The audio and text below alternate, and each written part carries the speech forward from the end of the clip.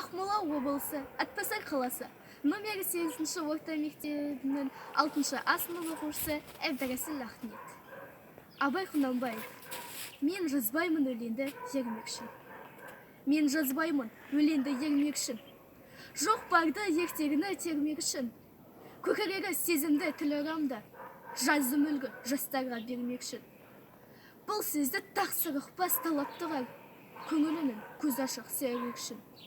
Түзілген қисық қыңыр қырын келмей, сыртын танып іс бітпес сырын білмей, шу дегенге құлағым тұсаңсыды, өскен соң мұндай сөзді бірін көрмей. Сөз айттым, әзірет әлі айдаһарсыз. Мұнда жоқ алтын ер саралағыз. Кәрілікті жаманда бөлім тілеп, болсын деген жерім жоқ жігітарсыз. Әсіре қызыл еместеп жерен беліз, түбі терен сөз артық бір байқарсыз. Батырдан да барымташы туардан ғой, қыз жылда қызық жылда әуре жан ғой. Арсыз, малсыз, ақылсыз, шаруасыз, елір мелі маскүне байқалған ғой.